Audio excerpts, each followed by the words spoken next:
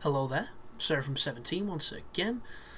This is some Borderlands 2 content. This is our first ever attempt at Master G the Invincible.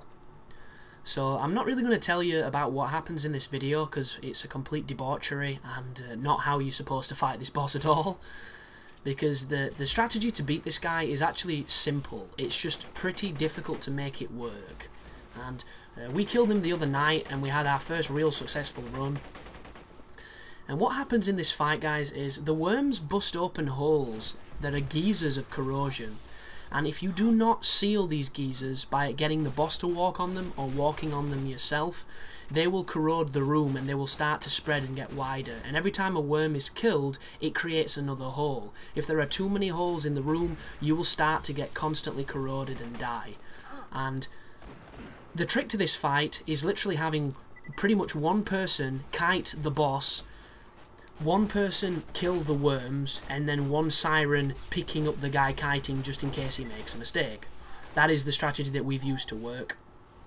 And what happens is the worm killer and the siren sit in the entrance and dodge the boss if he looks at them, kill the worms, and then the kiter leads the boss over the worms, and you just kind of go from there. You don't have to shoot the boss because your bullets don't really do anything compared to the corrosion, and the worms are tough, but they're not tough enough to stand up to somebody with decent weapons who's taking them out pretty quickly.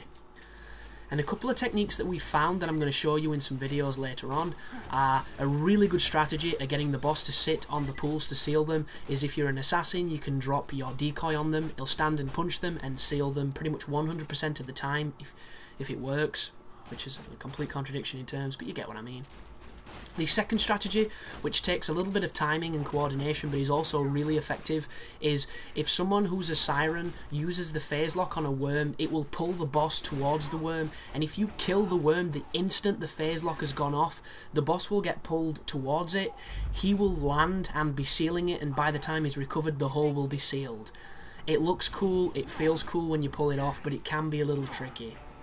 And there's probably strategies that involve like fucking hiding behind the rock where nothing seems to be able to see you at the start of this area and just letting the boss kill himself, but I'm not willing to do anything along those lines, because if that does work, and I think it will do, because me and Lou, who's in this fight right now, when we sat behind that rock, these things didn't even look at us, they just looked at Ryan, and I believe you can probably use that to your own advantage, but you'll never see me doing it because that's just gay as shit.